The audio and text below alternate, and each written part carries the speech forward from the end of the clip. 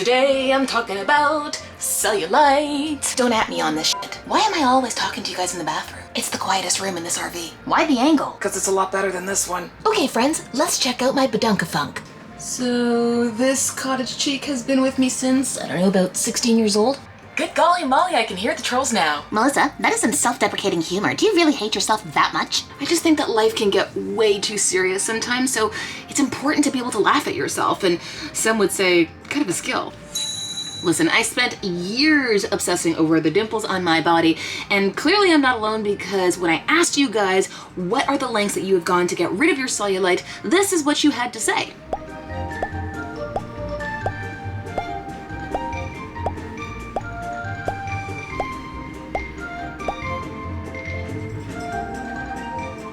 And while I know that you've tuned in to find out how do I get rid of the cellulite on my thighs and bum, I wanted to give you an honest answer on first, why it happens, that way you're going to be able to understand what needs to be done. And before I have the body image police come at me, don't at me on this shit. I wanted to be clear that the intention here is to come at this from the perspective of what's going on with your hormonal health, because it matters. You shouldn't feel shame about wanting to lose weight. I feel like weight loss has become this dirty term, and honestly, you have to begin from a place of loving yourself, because if you start from a place of hating yourself, you're never gonna get sustainable results, and this is partly why I think so many women are struggling. Alright, so before I go any further, do me a favor, make sure you go subscribe to my YouTube channel, and make sure to hit that little bell button.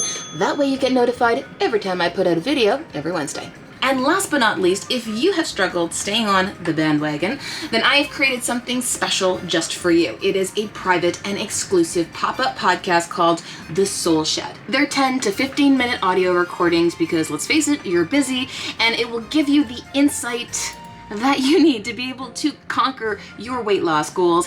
So make sure that you grab it by clicking the link in the description of this video. Let me start out by saying that it's common for 80 to 90% of women to have cellulite, and it often comes about during various hormonal transitions throughout their lives. After puberty, estrogen circulating in your body triggers fluid buildup in the fatty tissue.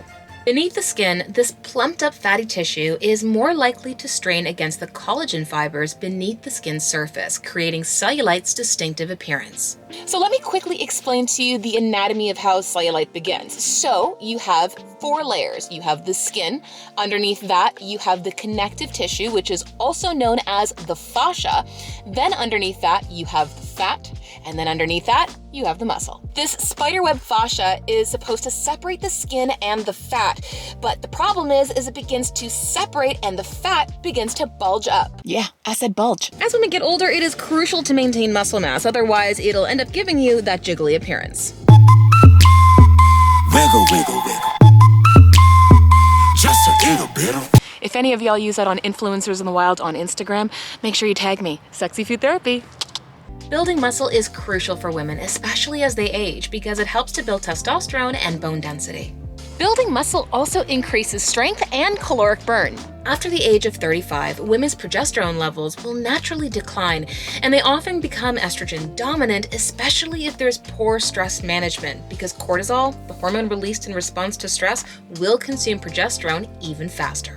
One way of getting rid of and reducing the appearance of cellulite is to reduce insulin and estrogen levels. To reduce insulin, you're going to want to eat a low-carb and high-fat diet, and also try out intermittent fasting.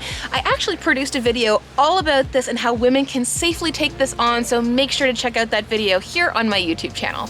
One study found that 3 days into a fast, human growth hormone levels increased by over 300%. After 1 week of fasting, they had increased by a massive 1,250%. The goal is to become more insulin responsive so that we're not continually pumping out insulin, our fat storage hormone. Begin to prioritize movement, as physical activity can help to make us more insulin responsive. Another thing that can create a rise in insulin and thus a swelling of our fat cells are bacterial and parasitic infections in our gut. The gut plays a huge role in our weight loss efforts, and it's often not one that's usually addressed. This isn't just about eating well and working harder. I want to put this into context. My hips and thighs used to be always so sore, and little did I know that it was due to enlarged fat cells because I was struggling with insulin resistance. In fact, women who are Black or of Asian descent or even Latin American descent, like myself, are particularly high risk. The next thing that's required is to tighten up the fascia, which remember is located under the skin and above the fat layer. To do this, we have to increase human growth hormone, which is our fountain of youth hormone. We can do this by prioritizing and getting deep restorative sleep, intermittent fasting, and even exercise.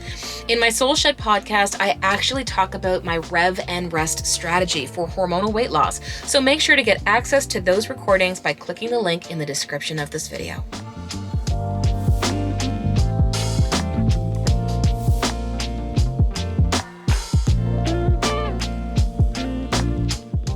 Oftentimes, women are also not consuming enough protein, so aim for 30 grams of protein at least 3 times per day.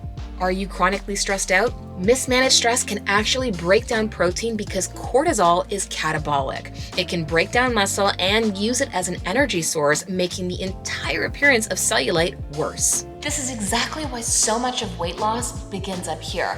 In fact, if you're not addressing how you're showing up in life and even the stored trauma that you might not even be aware of, it may end up being difficult for you to lean down. And that's why I ended up producing my private and exclusive pop-up podcast, The Soul Shed, which helps to address the psychological aspects behind weight loss, which I often don't see out there. Speaking of trauma, did you know that the lymphatic fluid carries a lot of trauma and that cellulite is also in part due to poor circulation? I remember going to a yoga class and feeling so emotional after. The reason for that was that I was moving and stretching tight fascia, which then gave way for my lymphatic fluid to flow. And that's when a ton of emotions came up. Loose fascia isn't great.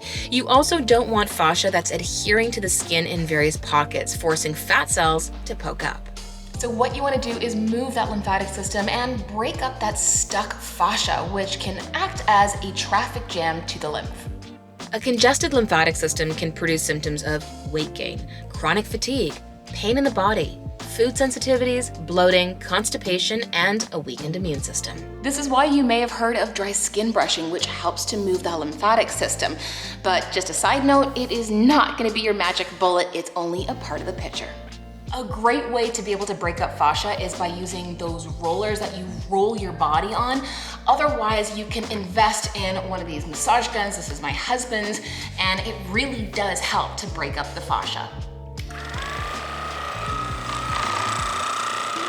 Oh, it hurts so good. So can you actually get rid of cellulite? Well, the answer is that you certainly can reduce it, but it's gonna take time because you have to address the hormonal factors at play. All right, if you dug this video about me talking about my badunk funk, then do me a favor right now. Give this a thumbs up, leave me a comment, let me know what you thought, and share it out with the world. And don't forget, if you have not subscribed to my YouTube channel right now, what the hell are you waiting for? Go do that right now. And make sure that you click that little bell button. That way you get notified every single time I put out a video every Wednesday. Until next time, see ya.